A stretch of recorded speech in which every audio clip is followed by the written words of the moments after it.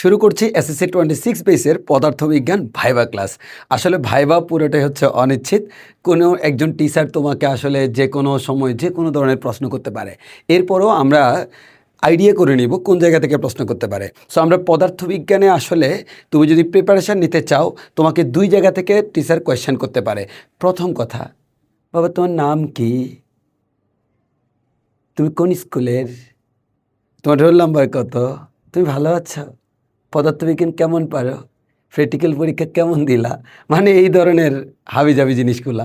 তোমার বাড়ি কোথায়? সো এগুলার জন্য তো আশা করি প্রিপারেশন নেওয়া লাগবে না, নিজেকে চিনে যেও তাইলে হবে। সো আমরা একাডেমিক পড়াশোনার ক্ষেত্রে সাধারণত আমি যদি বলি, তোমাকে আসলে তিনটা যে তোমার পদার্থবিজ্ঞানের প্র্যাকটিক্যাল আছে না, ওই তিনটার আশেপাশে থাকার সম্ভাবনা খুবই বেশি। এর বাইরে তোমার যে পদার্থবিজ্ঞান সিলেবাসে 7টা অধ্যায় ছিল পদার্থবিজ্ঞানের, এখানে যে কোনো জায়গা থেকে যে কোনো প্রশ্ন করতে পারে।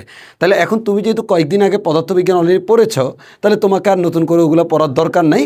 তবে আমি তোমার জন্য একেবারে পুরো গুছিয়ে দিয়েছি। আমি একটা পিডিএফ বানাইছি, পিডিএফটা আমি কমেন্টে দিয়ে দিব। এই পিডিএফের মধ্যে যা যা আছে তুমি মোটামুটি তা পড়লেই হবে, এগুলো আমি অ্যানালাইজ করে বানাইছি। এর মধ্যে আমি যে কাজটা করেছি, প্র্যাকটিক্যালের সাথে রিলেটেড টার্মগুলো রেখেছি, প্র্যাকটিক্যালের সাথে রিলেটেড না এরকম অল্প দিয়ে একটা টার্ম রেখেছি যেগুলো খুব বেশি ইম্পর্ট্যান্ট। সো আসলে আমরা কথা না বলে শুরু করি। আমরা এই যে প্র্যাকটিক্যালের যে পিডিএফটা, এই পিডিএফটা তোমাদেরকে দিয়ে দিব। এবং এখানে আমি একটু বলে নিই, আমি এখানে যে পিডিএফটা বানাইছি এর মধ্যে তুমি দেখবো অনেক জায়গায় এরকম রেড মার্ক করা আছে। রেড মার্ক তুমি পুরাটাই পড়বা, রেড মার্ক করা লাইনগুলো বারবার পড়বা, যাতে এখান থেকে প্রশ্ন করার সম্ভাবনা খুব বেশি। আর এগুলো হচ্ছে হাইলাইটিং লাইন। ওকে ফাইন, তাহলে আমরা শুরু করি। আর এক্ষেত্রে তোমাদের একটু বলে নিই, তোমাদের সবচেয়ে বেশি প্রশ্ন করতে পারে হচ্ছে স্লাইড ক্যালিপার্স থেকে। অতএব স্লাইড ক্যালিপার্স সম্পর্কে বিশদ করে জানবা। অলরেডি তোমরা আমার প্র্যাকটিক্যাল ক্লাস আশা করি করেছো, তাহলে তো তুমি মোটামুটি স্লাইড ক্যালিপার্স সম্পর্কে ভালোই জানো। এরপরেও আমাদের এর রিলেটেড যে আদার্স টার্মগুলো স্লাইড ক্যালিপার্স দিয়ে যেহেতু আমরা পরিমাপ করি এবং পরিমাপের ত্রুটি হতে পারে, এই রিলেটেড তোমাকে অনেক প্রশ্ন করতে পারে। আসো কথা না বাড়িয়ে ক্লাস শুরু করি। সো প্রথমত আসো, আমি হাইলাইটেড কথাগুলো বলবো, তোমরা সব পড়বা। প্রথমে তোমাকে টিচাররা যে প্রশ্নটা করতে পারে সেটা হচ্ছে পরিমাপ বলতে আমরা কি বুঝি। তাহলে তুমি মাথায় রাখবা, কোনো কিছুর পরিমাণ নির্ণয় করাকে বলা হয় পরিমাপ। আমি কোনো কিছু কি পরিমাণে আছে ওই পরিমাণটা নির্ণয় করাকে বলা হয় পরিমাপ। আমি কোনো একটা বস্তুর দৈর্ঘ্য পরিমাপ করব, কতটুকু পরিমাণ দৈর্ঘ্য আছে এটাকে বলা হয় তার পরিমাপ। তাহলে সংজ্ঞাটা এভাবে হলো যে আমাদের কোনো কিছুর পরিমাণ নির্ণয় করাকে বলা হয় কি? পরিমাপ। এবার আসো, আমরা এখন পড়ব হচ্ছে ভাইয়া, পরিমাপ করতে গেলে নিশ্চয়ই বিভিন্ন ধরনের একক লাগে, যেমন দৈর্ঘ্যের জন্য মিটার, তারপর হচ্ছে ভরের জন্য কেজি। এখন তোমাকে জিজ্ঞেস করতে পারে, আচ্ছা বাবা বলো তো একক মানে কি? তাহলে তুমি কি অ্যান্সার দিবা? যে আদর্শ পরিমাপের সাথে তুলনা করে ভৌত রাশিকে পরিমাপ করা হয় তাকে পরিমাপের একক বলা হয়। তাহলে এটা হচ্ছে পরিমাপের এককের সংজ্ঞা। এবার আসি হচ্ছে ভাইয়া, তোমাকে বলতে পারে ভাই রাশি কাকে বলে? বলো, যাদেরকে পরিমাপ করা যায় তাদেরকে রাশি বলে। আর পদার্থবিজ্ঞানে যাদেরকে পরিমাপ করা হয় তাদেরকে সাধারণত ভৌত রাশি বলে। এখন এই রাশিকে আমরা দুই ভাগে ভাগ করতে পারি, একটা হচ্ছে মৌলিক রাশি আর একটা হচ্ছে লব্ধ রাশি।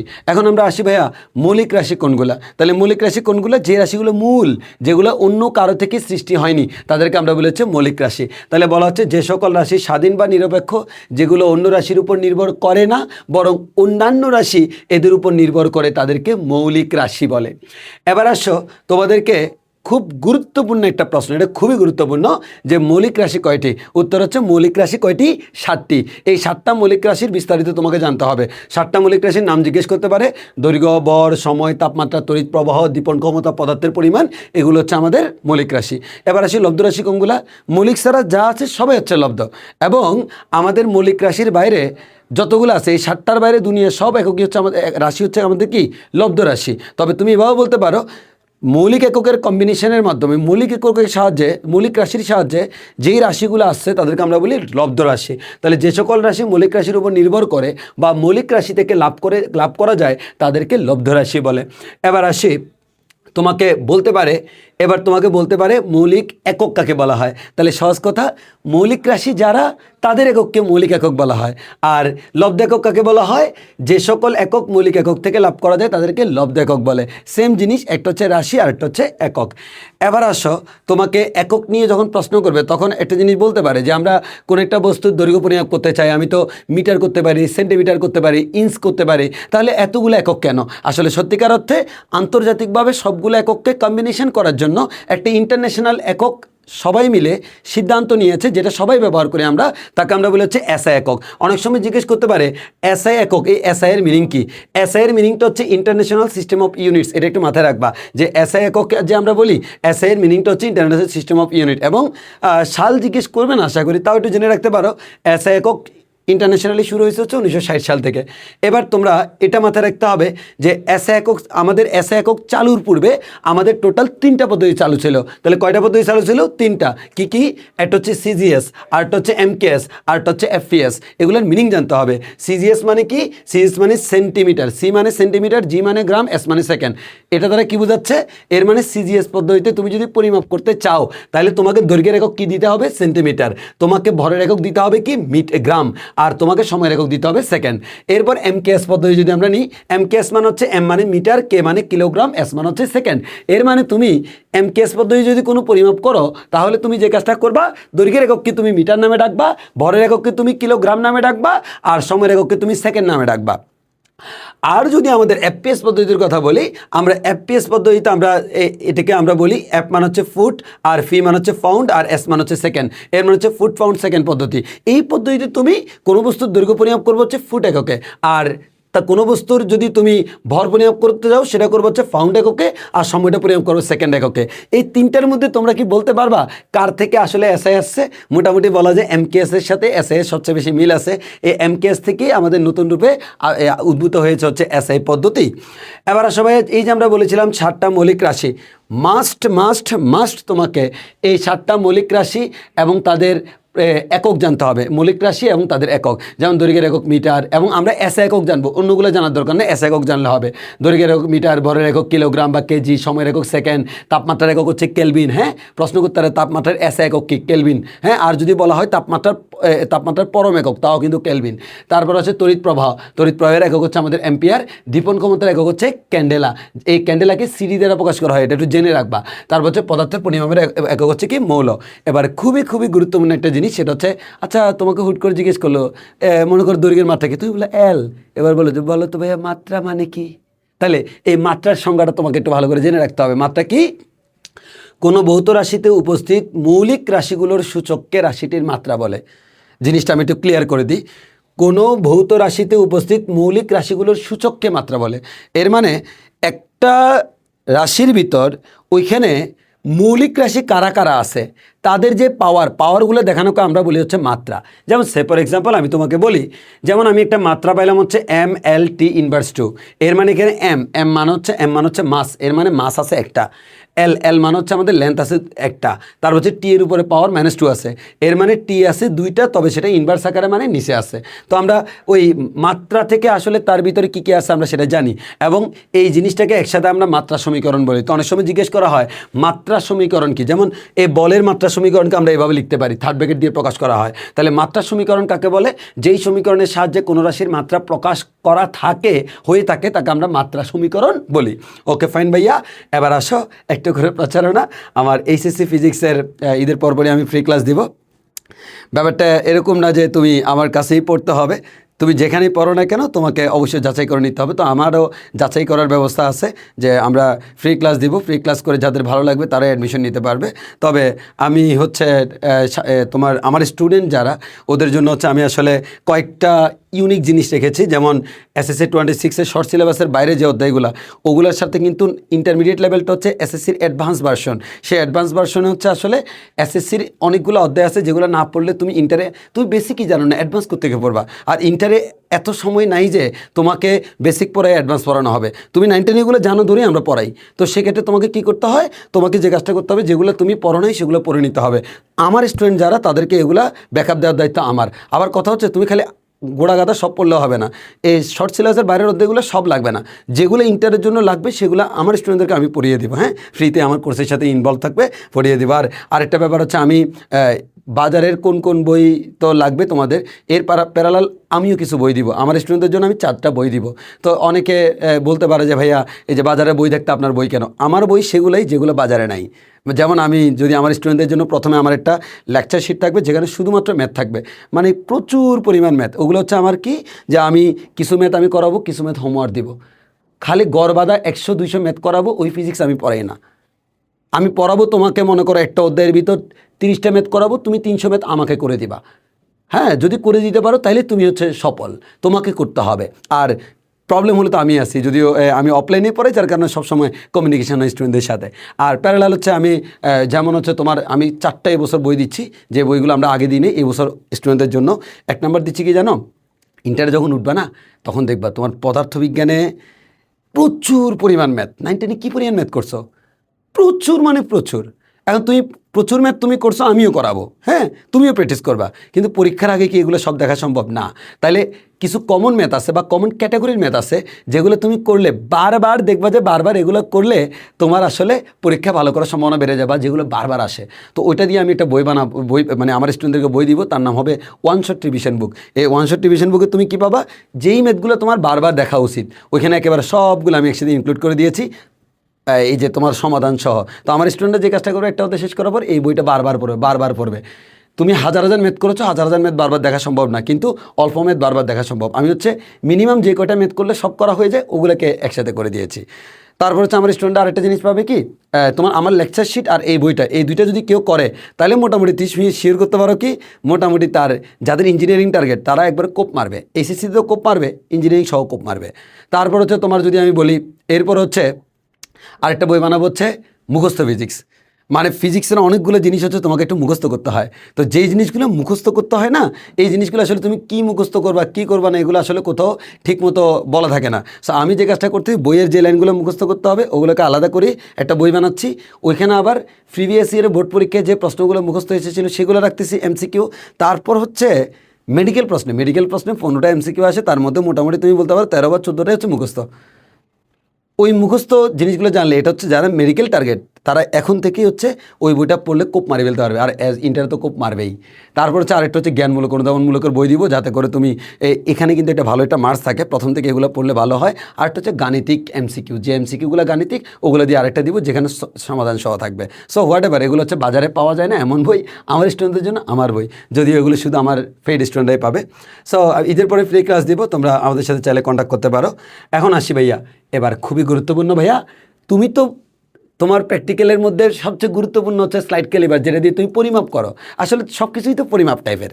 এখন এই পরিমাপ করার যে যন্ত্রাদি, এই যন্ত্রাদি সম্পর্কে জানতে হবে। সো এগুলা হালকা হালকা আইডিয়া নিলে হবে। যেমন তোমাকে পরীক্ষার টিচার কোয়েশ্চেন করতে পারে, আমি ডাইরেক্ট বলেইছি কেমন কোয়েশ্চেন কেমন আনসার বলতে পারে। আচ্ছা বলো তো, পরিমাপ করার, এই যে পরিমাপ করার কয়েকটা যন্ত্রের নাম বলো তো।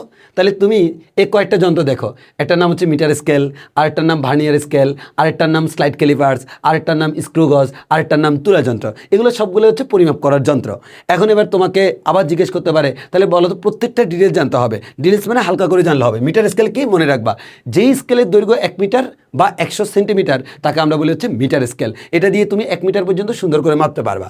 তারপর হচ্ছে ভার্নিয়ার স্কেল কি, আমরা তো খুব ভালো করে জানি। স্লাইড ক্যালিপার যেহেতু আমরা পরিমাপ করতে জানি স্লাইড ক্যালিপার্সে, সেখানে কিন্তু ভার্নিয়ার স্কেল ছিল যেটা মুভ করে। তো সেখানে আমরা আসলে ওইটা কেন ব্যবহার করি, স্লাইড ক্যালিপার্সের মধ্যে প্রত্যেকটা দাগ হচ্ছে 1 মিলিমিটার করে। এখন তুমি স্লাইড ক্যালিপার্স দিয়ে 1 মিলিমিটার, 2 মিলিমিটার, 3 মিলিমিটার, 4 মিলিমিটার পরিমাপ করতে পারবা। কিন্তু একটা মাপ যদি এরকম হয় 9 আর 10-এর মাঝামাঝি, 9 আর 10-এর মাঝামাঝি, তাহলে 9-এর পরে আসলে তুমি কতটুকু নিবা এটা তুমি বুঝতে পারো না। সেই জিনিসটা মানে মিলিমিটার থেকেও ক্ষুদ্র পরিমাপটা পরিমাপ করার জন্য আমরা ভার্নিয়ার স্কেল ব্যবহার করতাম। ওই যে তোমাদের মনে আছে না সূত্রটা কিরকম হইতো, এম মানে মেন স্কেল পার্ট প্লাস, ওই প্লাস মানে হচ্ছে আমরা এই দেখবা ওইখানে আমরা এরকম করতাম। তোমাদের মনে আছে কিনা, মনে করো এই যে এটা মনে করো 7 নম্বর ঘর, এটা 8 নম্বর ঘর, এখানে আসছে। তাহলে আমি আসলে জানি যে 7 পয়েন্ট সামথিং, কিন্তু 7 পয়েন্ট কত আমি জানি না। এই 7 পয়েন্ট কত এটা ব্যবহার করার জন্য ইউজ করা হচ্ছে কি ভার্নিয়ার স্কেল। এখন তুমি দেখবে সূত্রটা এরকম, মেন স্কেল পার্ট মান হচ্ছে 7 প্লাস বি ইন্টু বিসি। এর মানে এই জিনিসটা দ্বারা বোঝাই হচ্ছে এই এক্সট্রা অংশটা হচ্ছে আমাদের, এটা করলে তুমি এই যে অ্যাকুরেট মানটা পেয়ে যাবা। তো আমরা ভগ্নাংশে যে মানগুলা সেগুলো পরিমাপ করার জন্য আমরা যে স্কেল ব্যবহার করি, মানে অতি ক্ষুদ্র যে পরিমাপ, তার জন্য আমরা ভার্নিয়ার স্কেল ব্যবহার করি। হ্যাঁ, আচ্ছা। তারপর হচ্ছে তোমাদের এখানে জিনিসগুলো একটু করে জেনে রাখবা, যে যেমন ভার্নিয়ার স্কেলটা যে আবিষ্কার করেছে তার নাম হচ্ছে ফিয়েরে ভার্নিয়ার, তার নাম অনুসারে কিন্তু এই জিনিসটার নামকরণ করা হয়েছে। তারপর হচ্ছে কতটুকু পরিমাপ করতে পারে সেটা একটু জানবা। তারপর আসো একটু ইম্পর্টেন্ট জিনিস, সেটা হচ্ছে পরীক্ষায় তোমাকে জিজ্ঞেস করতে পারে যে ভার্নিয়ার ধ্রুবক যে তোমরা বের করো, এই ভার্নিয়ার ধ্রুবকটা আসলে কি। তখন তোমাকে একটু ভালো করে আনসার দিতে হবে। প্রধান স্কেলের ক্ষুদ্রতম এক ভাগের চেয়ে বার্নিয়ার স্কেলের এক ভাগ কতটুকু ছোট তার পরিমাণকে বলা হয় বার্নিয়ার ধ্রুবক। তাহলে প্রধান স্কেলের এক ভাগের থেকে বার্নিয়ার স্কেলের এক ভাগ কতটুকু ছোট তার পরিমাণকে আমরা বলি হচ্ছে বার্নিয়ার ধ্রুবক। এবং বার্নিয়ার ধ্রুবক বের করার ফর্মুলা কি? S/N, যেটা তোমরা জানো। S মানে প্রধান স্কেলের ক্ষুদ্রতম এক গড়ের দৈর্ঘ্য, আর N মানে হচ্ছে বার্নিয়ার স্কেলের ভাগ সংখ্যা। এবার আসা হচ্ছে ভাইয়া স্লাইড ক্যালিপাস। স্লাইড ক্যালিপাস নিয়ে আমি বলার তেমন কোনো কিছু নেই। স্লাইড ক্যালিপাস নিয়ে আলাদা ক্লাস করা হয়েছে, প্র্যাকটিক্যাল করেছো, তুমি জানো। এরপর একটু করে বলে দিই, স্লাইড ক্যালিপাসের অপর নাম বার্নিয়ার ক্যালিপাস। মাথায় রাখবা, বার্নিয়ার স্কেল না, বার্নিয়ার ক্যালিপাস। কারণ এই যন্ত্র দ্বারা মাপযোগের জন্য বার্নিয়ার পদ্ধতি ব্যবহার করা হয়। তাহলে অনেক সময় জিজ্ঞেস করতে পারে, আচ্ছা বলো তো স্লাইড ক্যালিপাসের অপর নাম কি? Barnier callipers. কেন বলা হয়? এই কেনর কারণ হচ্ছে এটা যে এখানে বার্নিয়ার পদ্ধতি ব্যবহার করা হয়। Okay fine. এবার আসো, আমরা এখানে ত্রুটি নিয়ে আমি কথা বলেছিলাম, সেই ত্রুটি নিয়ে এখানেও কিছু তো আমি লিখে দিয়েছি, সেগুলো একটু দেখে নিবা।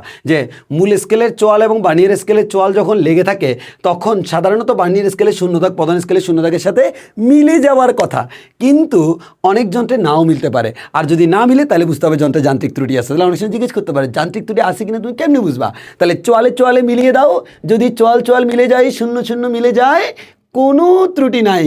আর যদি না মিলে ভাই, ত্রুটি আছে ভাই রে ভাই। এখন আসো ভাইয়া, এবার তোমাকে প্রশ্ন করতে পারে, তাহলে একটা এই যে তুমি এটা নিয়ে আর তোমার এই ত্রুটিগুলো কয় ধরনের হতে পারে, তখন তুমি আনসার দিবা ত্রুটি দুই প্রকার, একটা ধনাত্মক আর একটা ঋণাত্মক। তাহলে ধনাত্মক কি? এই যে বার্নিয়ারের শূন্যদাগ মূল স্কেলের শূন্যদাগের ডান পাশে থাকলে ত্রুটি হবে কি? ধনাত্মক। আর বামে থাকলে ত্রুটি হবে ঋণাত্মক। এবং বুঝলাম ত্রুটি ধনাত্মক, ত্রুটি ঋণাত্মক। এবার তোমাকে টিচার প্রশ্ন করবো, আচ্ছা বলো তো কোন একটা বার্নিয়ার স্কেলের মধ্যে ত্রুটি আছে স্লাইড ক্যালিপাসের মধ্যে। এবার তোমরা জিজ্ঞেস করো, আচ্ছা ভাইয়া, সরি ভাইয়া তো আর বলবে না, হ্যাঁ বয় বলো তো বার্নিয়ার স্কেলের স্লাইড ক্যালিপাসের মধ্যে ত্রুটি আছে, তাহলে তুমি কি এটা দিয়ে সঠিকভাবে পরিমাপ করতে পারবা? তুমি কি অ্যান্সার দিবা? না। আরে না, হ্যাঁ।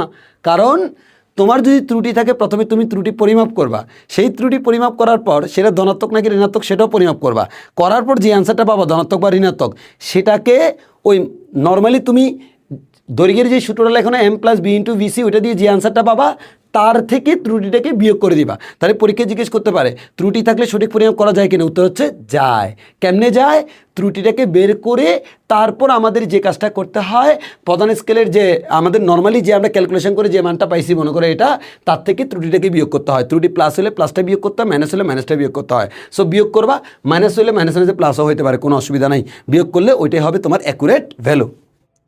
আচ্ছা, এখানে আবার অনেকে প্রশ্ন করতে পারে, ভাইয়া অনেকে বলতে পারে যে ভাইয়া আপনি যে বলতেছেন দৈর্ঘ্যের জন্য ফর্মুলা, তাহলে এরকম L সমান M+B/VC, যদি ত্রুটি থাকে তাহলে মাইনাস প্লাস মাইনাস ই মানে হচ্ছে আমাদের যান্ত্রিক ত্রুটি। এখন অনেকে প্রশ্ন করতে পারে ভাই এর মানটা আমরা কেমনে পাবো?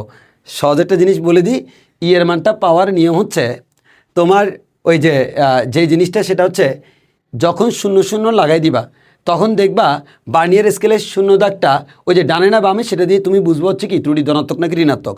এরপর তুমি দেখবা, দেখো নর্মালি যখন চোয়াল চোয়াল মিলে যায়, চোয়াল যখন মিলে যায় তখন তো শূন্য শূন্য মিলে যাওয়ার কথা, তাই না? চোয়াল মিলে গেলে শূন্য শূন্য মিলে যাওয়ার কথা, ত্রুটি আছে মানে শূন্য শূন্য মিলবে না। তখন তুমি দেখবা বার্নিয়ার স্কেলের কত নম্বর দাগটা কারো না কারোর সাথে মিলে গেছে, মানে বার্নিয়ারের সমপতনের মতো, মানে 0 থাকা অবস্থায় চোয়াল লাগানো অবস্থায় বার্নিয়ার স্কেলের কত নম্বর দাগ কারো না কারোর সাথে মিলে গেছে। মনে করো 3 নম্বর দাগটা মিলে গেছে, এর মানে এর মান হচ্ছে 3। বুঝছো কথাটা? সরি, এর মানটা হচ্ছে 3 × BC, মানে হচ্ছে এই যে 3 × BC, মানে হচ্ছে ওই যে ওইখানে যেরকম তুমি করতা B/VC, ওইরকম এখানে তোমার এই যে B'/VC লিখতে পারো। এর মানে ব্যাপারটা হচ্ছে এমন, ওই চোয়াল 0 যখন মিলে যাবে, মানে চোয়াল যখন মিলে যাবে, শূন্য শূন্য না মিললে তখন তুমি কি করবা, কত নম্বরের সাথে মিলেছে সেটা দেখবা। যত নম্বরের সাথে মিলেছে তাকে BC দ্বারা গুণ করবা, সেটাই হচ্ছে তোমার ত্রুটির পরিমাণ। ডানে আসে না বামে আসে তার থেকে প্লাস মাইনাস লিখবা, এরপর তুমি ক্যালকুলেশনগুলো আনসার পেয়ে যাবা। তবে সাধারণত আমাদের ল্যাবে যেগুলো থাকে ওগুলোতে এই যে স্লাইড ক্যালিপাসের যান্ত্রিক ত্রুটি খুব একটা থাকে না, আর ওই জন্য তোমরা একটু মাথায় রাখবা যে এটা মুখী প্রশ্ন করতে পারে। তাহলে এটা তো আমরা জানি সূত্রটা, এখানে একটা ম্যাথ দেওয়া আছে। এবার আসো খুবই গুরুত্বপূর্ণ প্রশ্ন, ভাইয়া প্রশ্ন করবে, আচ্ছা তুমি যে স্লাইড ক্যালিপাস ব্যবহার করলা তুমি কি করছো? তুমি বলবো স্যার আমি স্লাইড ক্যালিপাস ব্যবহার করে একটা আয়তাকার বস্তুর আয়তন নির্ণয় করেছি, তার দৈর্ঘ্য পরে। তো স্যার বলবে যে আয়তন তো স্লাইড ক্যালিপাস দিয়ে করা যায় না। হ্যাঁ স্যার আমি জানি। তো তুমি কি করেছো তাহলে? আমি স্যার দৈর্ঘ্য পরিমাপ করেছি, আমি প্রস্থ পরিমাপ করেছি, আমি আয়তন পরিমাপ করেছি, তিনটাকে গুণ দিয়েছে। ওকে মাশাআল্লাহ। এবার স্যার তোমাকে বলবে আচ্ছা বলো তো স্লাইড ক্যালিপাস কী কী কাজে লাগে? আটকে গেছো। এটা জেনে রাখবা স্লাইড ক্যালিপার্স কী কী কাজে লাগে ভাইয়া। মনে রাখবা স্লাইড ক্যালিপার্স প্রথমত বস্তুর দৈর্ঘ্য নির্ণয় করার জন্য কাজে লাগে, সেটা তুমি জানো। এরপর চোং বা ব্যালনের উচ্চতা নির্ণয় করার জন্য কাজে লাগে। ওকে, ফাঁফানলের অন্তঃব্যাস বহিব্যাস আমি প্র্যাকটিক্যাল ক্লাসে দেখাইছিলাম যে চোয়াল যেগুলো নিচে ওগুলো দিয়ে বাইরের অংশ, উপরেগুলো দিয়ে ভিতরের অংশ। তাহলে ফাঁফানলের অন্তঃব্যাস বহিব্যাস দুটোই পরিমাপ করা যায়। আর স্লাইড ক্যালিপার্সের সাহায্যে আয়তন নির্ণয় করা যায়। তো এই জিনিসগুলো তুমি বলে দিবা। এবং আয়তন নির্ণয়ের ক্ষেত্রে বিশেষ করে তিনটে জিনিস একটু ফোকাসিং রাখবা। একটা আয়তাকার বস্তু, আরেকটা হচ্ছে গোলক, আরেকটা হচ্ছে সিলিন্ডার। তো এদের জন্য প্রত্যেকটার জন্য ফর্মুলাটা একটু জেনে রাখবা। আয়তের জন্য তুমি জানো দৈর্ঘ্য ইন্টু প্রস্থ ইন্টু উচ্চতা। গোলকের জন্য মাথায় রাখবা। তোমরা জিজ্ঞেস করবে আচ্ছা যদি তুমি তোমার বস্তুটা আয়তাকার না হয়ে গোলাকার হয়তো তুমি কি করতা? তখন তুমি বলবা যে ভাইয়া স্যার আমি এখানে ব্যাস পরিমাপ করতাম গোলকের। একটা গোলক যদি আমার কাছে থাকে সেই গোলকের আমি ব্যাসটা পরিমাপ করতাম। ওকে ফাইন, এই ব্যাস পরিমাপ করার পর আমি কি করতাম? আমি গোলকের ফর্মুলা জানি 4/3 পাইর কিউব অথবা 1/6 পাই ডি কিউব। তো আমি স্যার ওই ব্যাসটা পরিমাপ করে যে মানটা পাইতাম সেটা এখানে ডি এর জায়গায় বসিয়ে দিলে হয়ে যেত। বুঝছি কি না? এরপর বলতে যে আচ্ছা বলো তো তোমার যদি এটা গোলক না হয়ে এটা যদি সিলিন্ডার বা ব্যালন হয়, তাহলে সিলিন্ডার মানে হচ্ছে এই যে এরকম একটা সিলিন্ড্রিক্যাল শেপ যদি হয় তখন তোমাকে প্রশ্ন করবে এবার তুমি কি করবা। সো আমরা জানি সিলিন্ডারের ক্ষেত্রে আমাদের ভি সমান পাই আর স্কয়ার এইচ। তাহলে এই জায়গায় আমাদের আরকে যদি আমরা d/2 লিখি তাহলে আমরা লিখতে পারি 1/4 পাই ডি স্কয়ার এইচ। এবার ওই ডি মানে হচ্ছে সিলিন্ডারের ব্যাস আর এইচ মানে হচ্ছে সিলিন্ডারের উচ্চতা। তাহলে তুমি স্লাইড ক্যালিপার্স দিয়ে উচ্চতাটা পরিমাপ করবা আর স্লাইড ক্যালিপার্স দিয়ে তুমি ব্যাসটা পরিমাপ করবা। করার পর এই ডি এবং এইচের মান বসাই দিলে তুমি আয়তন পেয়ে যাবা। মানে এগুলো হচ্ছে মৌখিক কোয়েশ্চেন, মৌখিকভাবে জিজ্ঞেস করলে তুমি এভাবে আনসার দিবা। ওরে ভাই কত বেশি ইম্পর্টেন্ট বুঝাইতে পারবো না পরিমাপের ত্রুটি। এটা থেকে ভাইভাতে প্রচুর কোয়েশ্চেন করতে পারে যে তুমি যে স্লাইড ক্যালিপার্স দিয়ে পরিমাপ করলা তোমার কোন ধরনের ত্রুটি দেখা গেছে বা কী ত্রুটি থাকতে পারে বলে তুমি মনে করো। সো আমরা একটু বলি পরিমাপের ত্রুটি। পরিমাপ করার সময় ত্রুটি হতেই পারে, এটা স্বাভাবিক। ইভেন একটা স্লাইড ক্যালিপার্স দিয়ে আমি পরিমাপ করার সময় একটা মান পাইতে পারি, তুমি পরিমাপ করার সময় আরেকটা মান পাইতে পারো। কেন? এক একজনের দেখার ভিন্নতার কারণে। মানে জিনিসটা হচ্ছে আসলে এক একজনের কাছে দেখে একরকম মনে হতেই পারে, হালকা এদিক সেদিক হয়। ওই কারণে আমরা যে কাজটা করি তোমরা দেখবে প্র্যাকটিক্যালি ভিতরে তোমরা কিন্তু মান একটা নাও না, কয়েকটা নিয়ে তাদের অ্যাভারেজ ভ্যালু নাও। কেন? কারণ তুমি নিজেও যদি কয়েকবার পরিমাপ করো তোমার কাছে কয়েক রকম মনে হতে পারে, হালকা এদিক সেদিক। ওই জন্য আমরা শিওর হওয়ার জন্য অ্যাভারেজ ভ্যালুটা নিই। তো আমরা এবার একটু দেখি পরিমাপের ত্রুটিগুলো সাধারণত দুই প্রকার। কয় প্রকার ভাইয়া? দুই প্রকার। কি কি? একটা হচ্ছে পর্যবেক্ষণজনিত ত্রুটি। দেখো একটা হচ্ছে আমাদের পর্যবেক্ষণজনিত ত্রুটি আর একটা হচ্ছে যান্ত্রিক ত্রুটি। পর্যবেক্ষণজনিত ত্রুটি মানে কি? আমি যে পর্যবেক্ষণ করলাম, আমি দেখলাম, আমি দেখে দেখে পরিমাপ করলাম, আমার দেখার যে পর্যবেক্ষণে ভুল, সেই ভুলের কারণে কিছু ত্রুটি হতে পারে, এটার নাম পর্যবেক্ষণজনিত ত্রুটি। আর আরেকটা হচ্ছে যান্ত্রিক ত্রুটি। এটা মানে হচ্ছে মেইন যন্ত্র বা মেশিন যেটা আছে যেটা দিয়ে তুমি পরিমাপ করছো তার মধ্যে ত্রুটি। তাহলে আশা করি পর্যবেক্ষণ ত্রুটি আর যান্ত্রিক ত্রুটির মধ্যে পার্থক্য বুঝে গেছো। এবার প্রশ্ন হচ্ছে ভাইয়া এই যে আমার পর্যবেক্ষণজনিত ত্রুটি, এই ত্রুটিগুলো আবার কয়ভাবে হইতে পারে ভাইয়া? চারভাবে। তাহলে পর্যবেক্ষণজনিত ত্রুটি কয়ভাবে হইতে পারে ভাইয়া? চারভাবে। কি কি হতে পারে ভাইয়া? এক নাম্বার ব্যক্তিগত ত্রুটি, এরপর প্রান্ত দাগ ত্রুটি, এরপর লম্বন ত্রুটি, এরপর পরিবেশগত ত্রুটি। তাহলে কি বললাম? ব্যক্তিগত ত্রুটি, প্রান্ত দাগ ত্রুটি, লম্বন ত্রুটি, পরিবেশগত ত্রুটি। জানতে হবে প্রত্যেকটার মিনিং। আসো ভাইয়া প্রত্যেকটার মিনিং জানাই দিচ্ছি। এখন আসো আমরা একটা একটা করে তোমাদেরকে বলি। তোমরা যে কাজটা করবে এখান থেকে যদি এগুলো আগে থেকে না পড়ে থাকো বা না জেনে থাকো, তোমরা যে কাজটা করবা ভাইয়া আমার এখানে যত লেখা আছে সব লেখা পড়বা। আর যদি তুমি জানো তাহলে হচ্ছে তোমার মেন হাইলাইটেড লাইনগুলো পড়লে হবে। সো আমি একটু হালকা করে বলে দিই, তোমরা একটু কারো যদি মনে হয় যে বেসিক এগুলোর সম্পর্কে ক্লিয়ার না, তাহলে আমার রিডিংটা ভালো করে পড়লে তোমার হয়ে যাবে, শুধু হাইলাইটেড লাইন না পড়ে পুরোটা পড়বা। সো প্রথমত আসি ব্যক্তিগত ত্রুটি। সো ব্যক্তিগত ত্রুটি আমাদের এখানে কি বলা হয়েছে দেখো, আমাদের যে কোনো পর্যবেক্ষণের মান বিভিন্ন ব্যক্তির জন্য বিভিন্ন রকম হতে পারে। যেমন সে ফর এক্সাম্পল তুমি আমি দুজনে মিলে স্লাইড ক্যালিপার্সে পরিমাপ করছি, একই জিনিস আমার কাছে যে আমি পরিমাপ করলে যেমন হয় তুমি পরিমাপ করলে তার সাথে হালকা ভিন্নতা দেখা যাইতে পারে, এটার নাম হচ্ছে ব্যক্তিগত ত্রুটি। অথবা আমি একাই পরিমাপ করছি, একই বস্তুকে একবার পরিমাপ করলে আনসার একটা আসলো, সেকেন্ডবার করলে আরেকটা, থার্ডবার করলে আরেকটা, মানে কাছাকাছি কিন্তু হালকা ভিন্ন আসে। তো আমরা এই যে আমি একাধিক ব্যক্তি যদি একই বস্তু পরিমাপ করে ভিন্ন মান আসা, একই ব্যক্তি একাধিকবার পরিমাপ করলে ভিন্ন মান আসা, এটাকে বলা হয় ব্যক্তিগত ত্রুটি।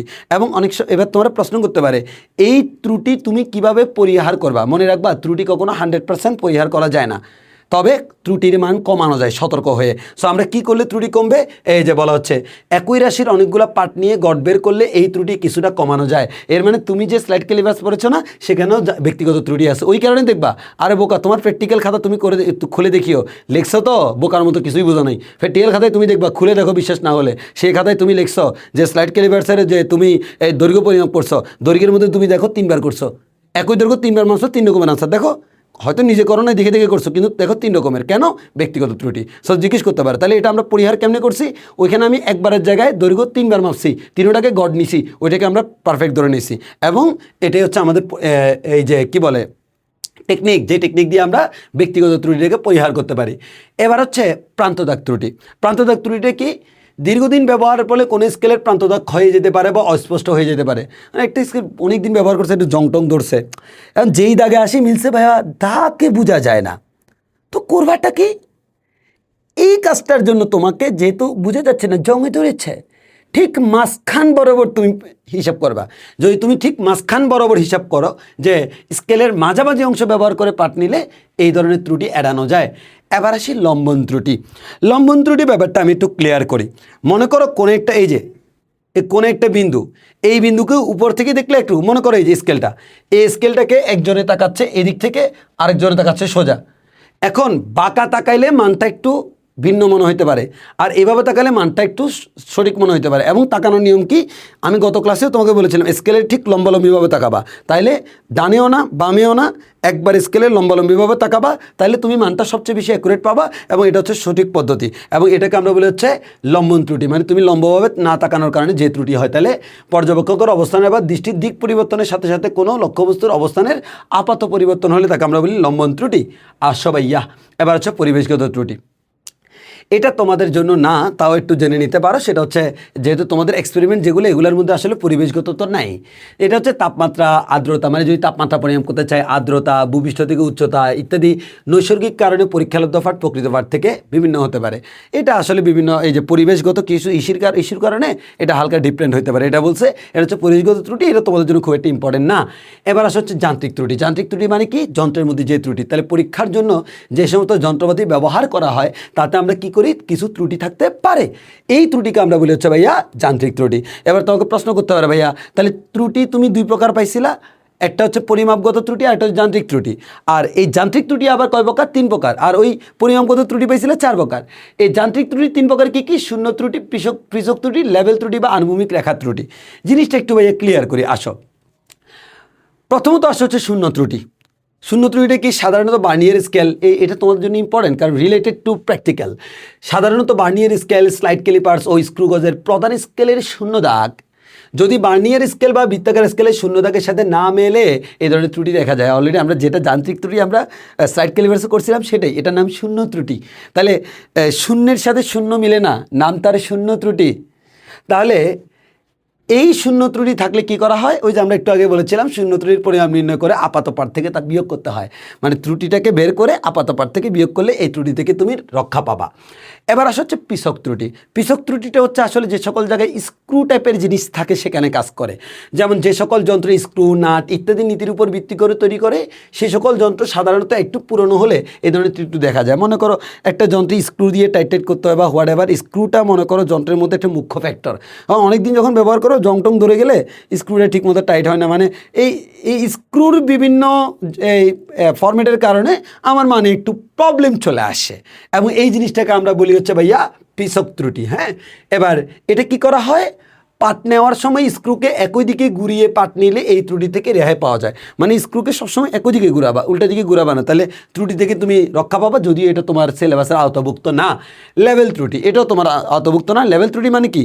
লেভেলে থাকা, আনুভূমিক থাকা। কোনো একটা জিনিসকে তুমি আনুভূমিকভাবে পরিমাপ করছো, এখন এটা যদি প্রপারলি আনুভূমিক না থেকে একটু বাঁকা থাকে তখন সেখানে একটু ঝামেলা হয়, ওইটাকে আমরা বলি লেভেল ত্রুটি। নিক্তি, যেমন নিক্তির পাল্লা, হ্যাঁ, আনুভূমিক না থাকলে সমস্যা আছে। তারপরে হচ্ছে গ্যালভানোমিটার, তারপর চুম্বক ক্ষেত্রের মান, এগুলো তোমাদের লাগবে না।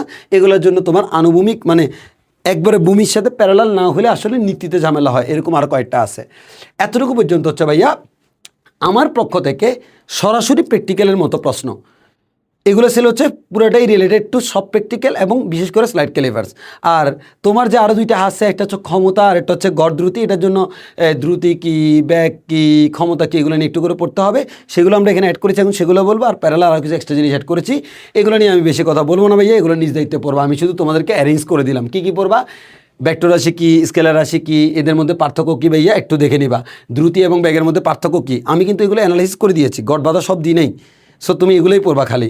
হ্যাঁ সত্যি কথা ভাইয়া, তুমি যদি বলো যে ভাই এগুলো থেকে আসবে, না, এগুলো থেকে আসার সম্ভাবনা 90%, এরপরে যে কোনো জায়গা থেকে আসতে পারে। টিচার হয়তো তোমার কোনো এগুলো জিজ্ঞেসই করে না, তোমার খালি তোমার আব্বার নাম কি জিজ্ঞেস করে ছাড়ে দিছে। সো এটা আসলে বলে লাভ নেই। আবার অনেক সময় দেখা যায় তুমি কি ভাইবা কি আগে দিতে গেছো না পরে দিতে গেছো তার উপরে নির্ভর করে। সো আমার মতে হচ্ছে এগুলো পারলে তোমার প্র্যাকটিক্যালি কী হবে যেন কনফিডেন্সটা বাড়বে, ওটার জন্য আমরা এটা করাচ্ছি। এবং আমি আশা করছি অনেকের ক্ষেত্রে এগুলো থেকে মিলে যাবে। তোমরা ওকে গ্রুপে জানাইও যে কমন পাইছো কিনা। ব্যাগ ও ত্বরণের পার্থক্য, তারপর নিউটনের গতিসূত্রগুলো একটু জেনে যাবা, প্রথম দ্বিতীয় তৃতীয় কোনটা। তারপর হচ্ছে ভাইয়া পড়ন্ত বস্তুর সূত্রগুলো জেনে যাবা, প্রথম দ্বিতীয় তৃতীয় কোনটার কাজ কী। এরপর হচ্ছে ভর এবং ওজন, এই দুটার মধ্যে পার্থক্যটা জেনে যাবা। হ্যাঁ, তারপর হচ্ছে ভাইয়া কাজ কী জেনে যাবা, কাজের সংজ্ঞা। তারপর হচ্ছে ক্ষমতা কী জেনে যাবা, এ খুবই গুরুত্বপূর্ণ। যেহেতু তোমার একটা ক্ষমতা আছে, তোমরা জিজ্ঞেস করো ক্ষমতা রাখো কি ওয়ার্ড, এবার বলে যে ভাই তাহলে বলতো এই যে ওয়ার্ড কাকে বলে। আর ভাই ক্ষমতা আমরা জানি, আমি ক্ষমতা জানি, কিন্তু ওয়ার্ড তো আমি জানি না, জানতে হবে। তাহলে ওয়াটের সংখ্যাটা জেনে রাখবে, 1 সেকেন্ডে 1 জুল কাজ করার ক্ষমতাকে 1 ওয়াট বলে। তারপর হচ্ছে শক্তি কি কাজ করার সামর্থ্য। তারপর হচ্ছে হ্যাঁ রিলেটেড টু শক্তি, আমরা নর্মাল শক্তির সাথে বিদ্যুৎ শক্তির কিন্তু যে পরিমাণ বিদ্যুৎ বিভ্রাট হচ্ছে, বিদ্যুৎ নিয়ে প্রশ্ন করতে পারে। তো সেক্ষেত্রে আমি ওই জন্য এটা রাখছি। তোমাকে বিদ্যুৎ শক্তির জন্য আমরা কিন্তু কিলোওয়াট আওয়ার ব্যবহার করি, তাই না? আর 1 কিলোওয়াট আওয়ার সমান কত ভাইয়া? 3.6 × 10⁶ জুল। এটা একটু মাথায় রাখবা। তারপর শক্তির রূপ, হ্যাঁ এই যে তোমাকে জিজ্ঞেস করতে আচ্ছা বলো তো শক্তির কয়েকটা রূপ বলো। তুমি জাস্ট এগুলো কয়েকবার রিডিং করে যাবা, তাহলে তুমি অন্তত বলতে পারবা শক্তি কী কী রূপে থাকতে পারে। যেমন যান্ত্রিক শক্তি, তাপ শক্তি, শব্দ শক্তি, আলোক শক্তি, চুম্বক শক্তি, বিদ্যুৎ শক্তি, রাসায়নিক শক্তি, নিউক্লিয়ার শক্তি, সৌরশক্তি, এগুলো মোস্ট কমন। আবার যান্ত্রিক শক্তির মধ্যে 2টা আছে, গতিশক্তি, বিভব শক্তি। হ্যাঁ, তারপর শক্তি এবং ক্ষমতার মধ্যে কী কী পার্থক্য একটু জেনে রাখবা। হ্যাঁ, তারপর হচ্ছে যেহেতু তোমাদের তরঙ্গ আছে, তরঙ্গ থেকে হালকা একটু জানবা সরল চন্দিত স্পন্দন কাকে বলে বা এটার বৈশিষ্ট্যগুলো কী কী, এগুলো থেকে মাঝে মাঝে প্রশ্ন করতে পারে। তরঙ্গ কাকে বলে প্রশ্ন করতে পারে। এবার নিউক্লিয়ার শক্তি, বাইরে ভাই অলরেডি বাংলাদেশে রূপপুর পারমাণবিক বিদ্যুৎ কেন্দ্র চালু হয়েছে। সবার আগে একটু বলি, এখানে লিখি নেই, তবে তোমরা খাতায় লিখে রাখো, বাংলাদেশে রূপপুর পারমাণবিক বিদ্যুৎ কেন্দ্র নিয়ে একটু করে জেনে যাবা যে আমাদের বাংলাদেশের প্রথম এই যে নিউক্লিয়ার পাওয়ার প্ল্যান্ট যেটা, সেটা হচ্ছে রূপপুর পারমাণবিক বিদ্যুৎ কেন্দ্র, যেটার লোকেশন কোথায়? ঈশ্বরদী, পাবনা। এবং এখানে মোটামুটি একটু ক্লিয়ার হয়ে নিবা, আমার মতে আমার যদ্দূর মনে আছে 1200 করে মনে হয় 2400 মেগাওয়াট উৎপাদন ক্ষমতা আছে, তার মধ্যে একটা অলরেডি চালু হয়েছে। সো এগুলো একটু জেনে যাবা। হ্যাঁ, আর রূপপুর পারমাণবিক বিদ্যুৎ কেন্দ্রে আমরা যে জ্বালানি হিসেবে ব্যবহার করেছি ইউরেনিয়াম 235। হ্যাঁ, এগুলো নিয়ে একটু কিছু জিনিস তোমাকে হালকা প্রশ্ন করতে পারে। সো যেহেতু আমাদের বাংলাদেশে কিছুদিন আগে এই যে রূপপুর পারমাণবিক বিদ্যুৎ কেন্দ্র চালু হয়েছে, ওই জন্য আমার পক্ষ থেকে পরামর্শ হচ্ছে নিউক্লিয়ার শক্তি নিয়ে তুমি কিছু জিনিস জেনে যাবা। তো নিউক্লিয়ার সম্পর্কে যেগুলো জেনে যাবা, এখানে আমি জিনিসগুলোকে একটু হাইলাইট করে দিয়েছি। যেমন মনে করো তুমি বেসিক জিনিস, যেমন জাপানের হিরোশিমা নাগাসাকিতে যে বিস্ফোরণ হয়েছিল 1945 সালে, সেটা নিয়ে একটু করে পড়ে যাবা। তারপর হচ্ছে নিউক্লিয়াস ভাঙানোর সময় আমাদের এই যে আমরা নিউক্লিয়ার বিক্রিয়ায় আমরা শক্তিগুলো কোত্থেকে পাই। আসলে নিউক্লিয়ার এটা আইনস্টাইনের E=mc² সূত্র থেকে আসে, যে তোমার কোনো ভর যদি হারাই যায়, সেই ভরটা আসলে শক্তিতে রূপান্তরিত হতে পারে। তো পরমাণুর নিউক্লিয়াস থেকে কিছু ভর হারাই যায়, যেগুলো হচ্ছে শক্তিতে রূপান্তরিত হয়। যে শক্তিটা আমরা E=mc² দিয়ে পরিমাপ করতে পারবো। m মানে হচ্ছে হারানো ভর, আর c মানে হচ্ছে আলোর বেগ 3 × 10⁸। এবং আমরা পারমাণবিক বিক্রিয়া সাধারণত ইউরেনিয়াম 235 ব্যবহার করি। আরেকটা জিনিস একটু জেনে রাখবা, ঘটনা কী করে একটু দেখো, এটা একটু ইম্পর্টেন্ট। একটা ইউরেনিয়ামের পরমাণু, ইউরেনিয়াম এটা তেজস্ক্রিয় মৌল, তেজস্ক্রিয় মৌলের নিউক্লিয়াসগুলো খুবই ভঙ্গুর টাইপের, হালকা টাচ করলে ভেঙে যায়। সো আমাদের এখানে ইউরেনিয়ামকে ভাঙার জন্য, ইউরেনিয়াম 235কে ভাঙার জন্য আমরা কী ব্যবহার করি? আমরা একটা নিউট্রন দিয়ে আঘাত করি। কী দ্বারা ভাইয়া? নিউট্রন দ্বারা। কী দ্বারা? মুখস্থ করো, কী দ্বারা আঘাত করবা? নিউট্রন দ্বারা। মনে রাখবা, একটা ইউরেনিয়ামকে একটা নিউট্রন দ্বারা আঘাত করলে ইউরেনিয়ামটা ভেঙে যায়। ভেঙে গিয়ে মজার ব্যাপার খেয়াল করো, ইউরেনিয়াম ভেঙে গিয়ে কিছু শক্তি উৎপন্ন করে। মজার ব্যাপার, তার সাথে প্যারালাল সে আরও 3টা নিউট্রন তৈরি করে। কয়টা? 3টা। তাহলে এটা জিজ্ঞেস করতে পারে, একটা নিউট্রন আঘাত করলে কয়টা নিউট্রন তৈরি হয়? 3টা নিউট্রন। তাহলে একটা নিউট্রন দ্বারা ইউরেনিয়ামকে আঘাত করবা, শক্তিও পাইলা, আরও 3টা নিউট্রন পাইলা। ভাই খেলা জমে গেছে। তুমি যে 3টা নিউট্রন পাইছ, তারা আরও 3টা ইউরেনিয়ামকে যাই আঘাত করবে। এখানে দেখাই নেই, এখানে এটা, এখানে মাঝখানে আরও একটা, যেমন এটা যাই একটা ইউরেনিয়ামকে আঘাত করলে এটা আরেকটা ইউরেনিয়াম, এটা যাই আরেকটা ইউরেনিয়ামকে আঘাত করবে। এই ইউরেনিয়ামকে যখন আঘাত করলো, তার থেকে আবার 3টে নিউট্রন তৈরি হলো, সে যাইয়া আরও 3টাকে আঘাত করবে, ও যাইয়া আরও 3টাকে, ও যাইয়া আরও 3টাকে। তাহলে আমাদের কয়টা হলো 3 3 3 9টা, এই 9টে গিয়ে আরও 27টাকে আঘাত করবে, এর মানে 3 গুণ করে করে বাড়তে থাকবে এবং এটা যে কন্টিনিউয়াস চেইনের মতো করে চলছে, এটাকে আমরা বলি চেইন রিঅ্যাকশন বা শৃঙ্খল বিক্রিয়া। এটা পরীক্ষায় জিজ্ঞেস করতে পারে চেইন রিঅ্যাকশন জিনিসটা কি, তো চেইন বিক্রিয়াটা একটু জেনে যাওয়া ভাইয়া। তারপর নিউক্লিয়ার বিক্রিয়ক বা নিউক্লিয়ার চুল্লি, যে চুল্লিতে নিউক্লিয়ার এর কাজগুলো করা হয় সেগুলোকে আমরা বলি হচ্ছে নিউক্লিয়ার রিয়েক্টর। একটু জাস্ট এগুলো একটু রিডিং পড়ে যাবা, হ্যাঁ। তারপর নিউক্লিয়ার ফিশনটা একটু জেনে যাবা, হ্যাঁ খুবই গুরুত্বপূর্ণ ভাইয়া। লাস্ট মোমেন্টে এগুলো থেকে হালকা প্রশ্ন করতে পারে, আচ্ছা বলো তো নিউক্লিয়ার শক্তি ব্যবহারের সুবিধা কি ভাইয়া, বলো তো অসুবিধা কি, এগুলো একটু পড়ে যাবা ভাইয়া, ঠিক আছে। তারপর নিউক্লিয়ার শক্তি থেকে বিপদ, কি কি বিপদ হতে পারে, আচ্ছা তোমার জিজ্ঞেস করতে হবে, আচ্ছা বলো তো নিউক্লিয়ার বিস্ফোরণ হলে কি কি বিপদ হতে পারে। সো একবার রিডিং করে যাবা, মুখস্থ না, রিডিং পড়ে যাবা।